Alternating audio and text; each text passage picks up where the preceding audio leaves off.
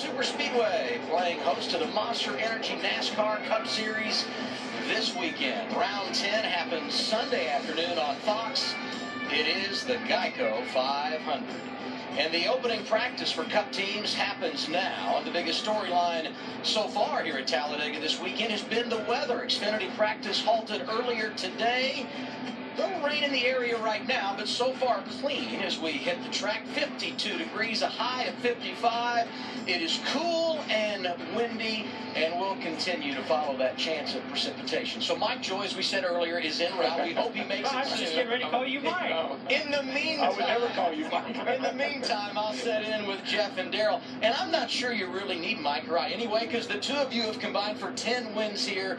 What do we expect here in this opening practice? Well, actually, this weather's pretty good. For going fast, I mean, 52 degrees, not too hot. The car will be, that engine's going to like that cold air going down in there. It's going to make it perform pretty well. And a little mist, a little dew here doesn't hurt anything. So I think we're going to see a wild and crazy practice. What do you think? Yeah, DW, I think that it's all about getting the heights. That's what these teams really focus on, to get a little bit of extra speed. Everybody wants more speed, but I think they're focused on Sunday. These are definitely not conditions they're going to have on Sunday. So get those heights. Maybe practice coming to pit road. Green flag pit stops could be a big factor this weekend.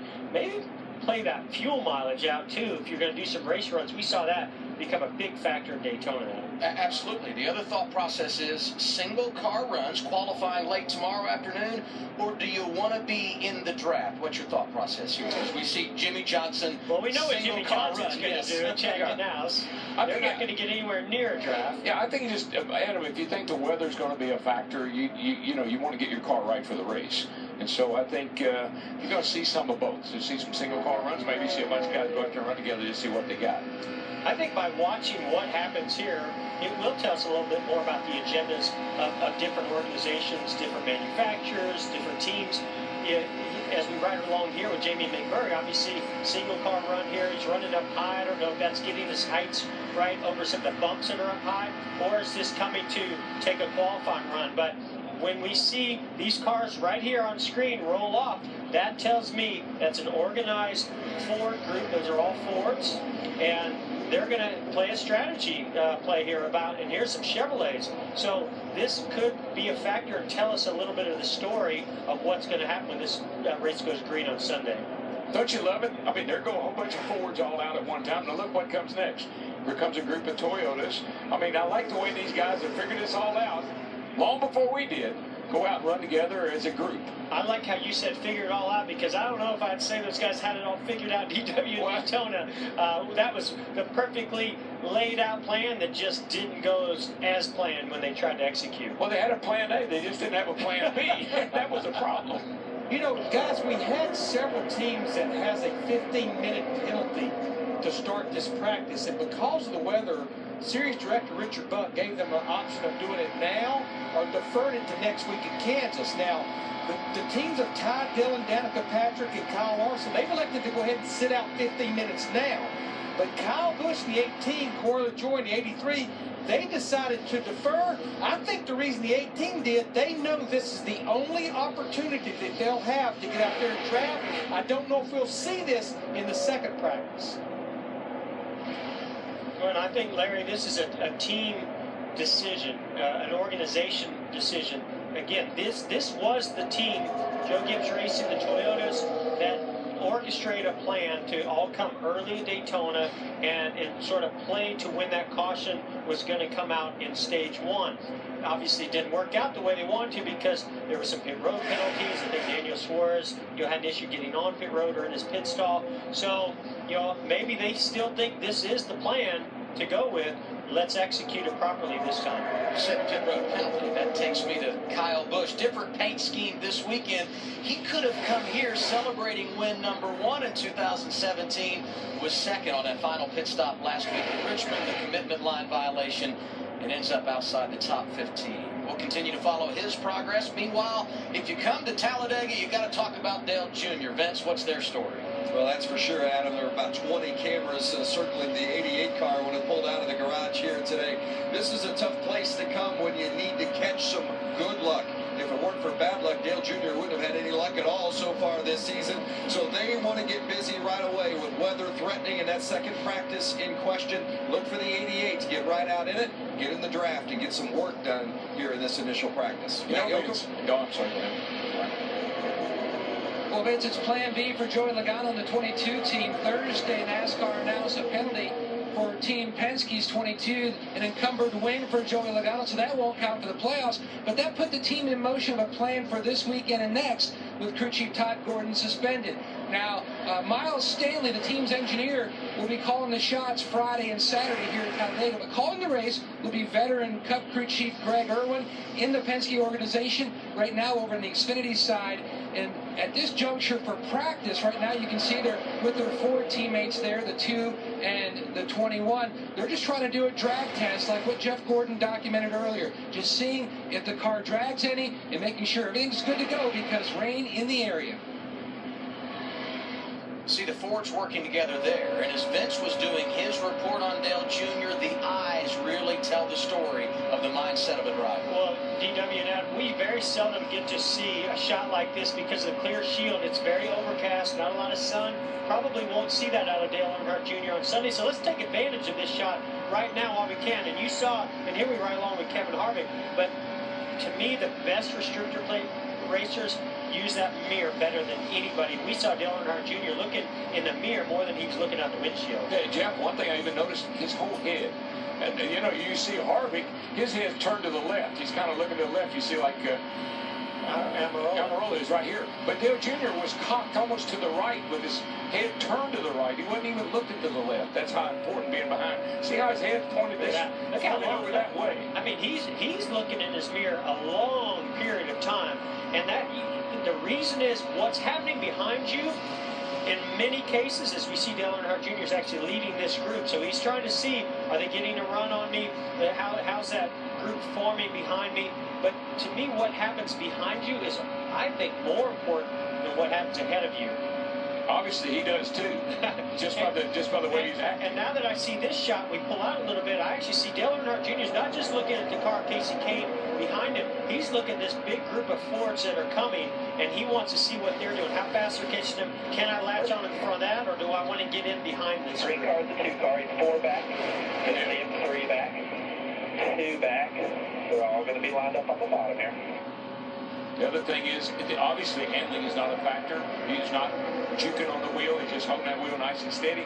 So you kind of have a track presence. You know where you are, so you can look behind you a lot more here than you do anywhere else. And DW and Adam, I know that we say that handling's not an issue here, but if we go back to the last race here in Talladega when Alex Bowman was driving that 88 car, he was running up front, and that car all but spun out by itself in the trial. But yeah, there's some air moving around it from other cars. That car spun out. So to me, there is an agenda with this 88 car, not just for speed, but also focused on handling. When you think of Jeff, that would be more of an air. It seemed like those 2 times or a couple times that happened was an aero thing. Get up in the middle of cars, get up in the middle of traffic, and the car just didn't have enough downforce on it. Well, I can only attest to the last few times I drove, at the super speedways, especially here at Talladega. That bottom lane there's a transition there when they repaved this racetrack several years ago. There's an awkward load in the car there that allows the car to get light.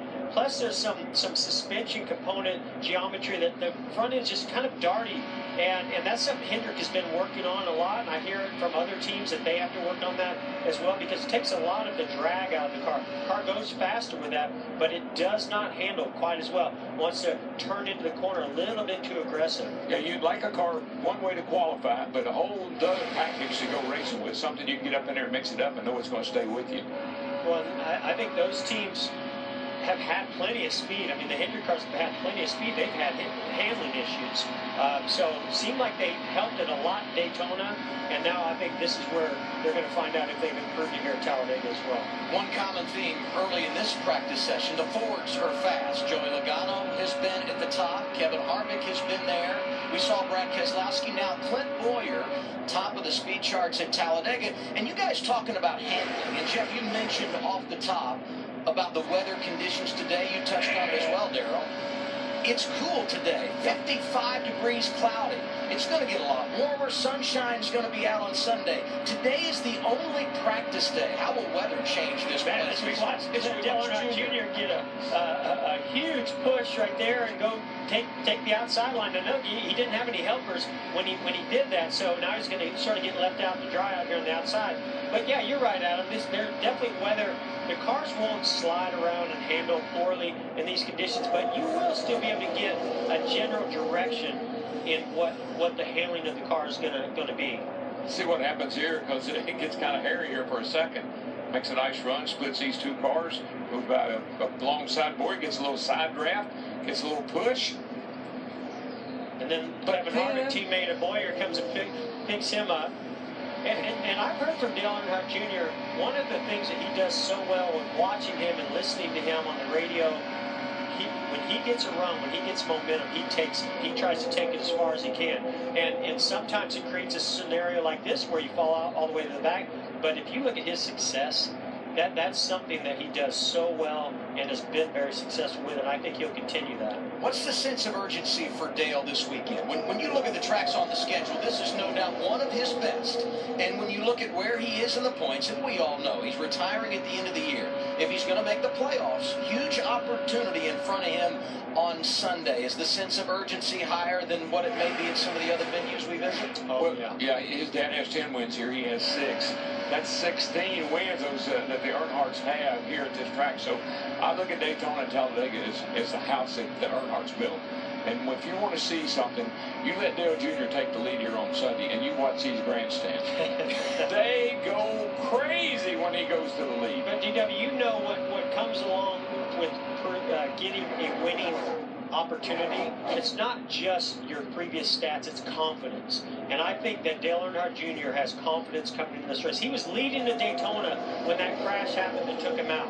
I think they know they've got good speed. They really helped the handling, and he loves this racetrack. I think it's a golden opportunity for that team in Junior. Starting to see some precipitation build on our cameras, and you want to get all of the items done on your to-do list, one of which is coming down pit road in a green flag condition. That could be big here on Sunday. It's totally different when you're by yourself. Everything's fine. You're under control. You got the whole pit road entrance to get slowed down and turn in. You let a bunch of cars be around you. You come off that corner of the pack, and everybody starts waving their hand or coming in. That's when it gets crazy. Yeah, I laugh every time, and I was actually, I saw Greg Ives the other day. There was one time during practice, I think I was driving the 24 car at the time, and I asked Dale Earnhardt Jr., I said, hey, how's your car getting to pit road? Oh, no, it's good, no problem. I said, man, I had some issues. I was getting on the splitter. I think we got to raise the heights of, oh, no, I didn't have any of those issues. First green flag stopped the race. He went blowing through pit road on the splitter. So it's very, very important to check your car's heights getting to pit road as well as on track. There you see the red flag.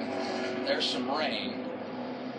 All right, let's go back to those guys coming onto pit road. All right, there we see. You got to be below the box, or you got to just not hit the cone. The cone is right on the edge of the box. But the box and the cone, I mean, that's double trouble right there.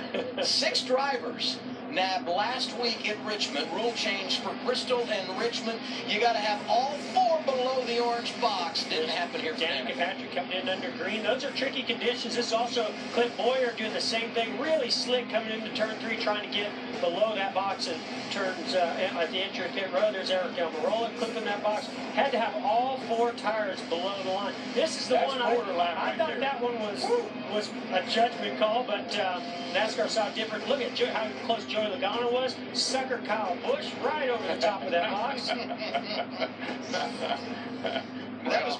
I know one thing, that's hard to see, that little box on the racetrack. That cone's not that hard to see. Kyle Busch went from 2nd to the tail with 20 laps to go. It didn't work out for driver 18. He was not giving M&Ms to anybody either.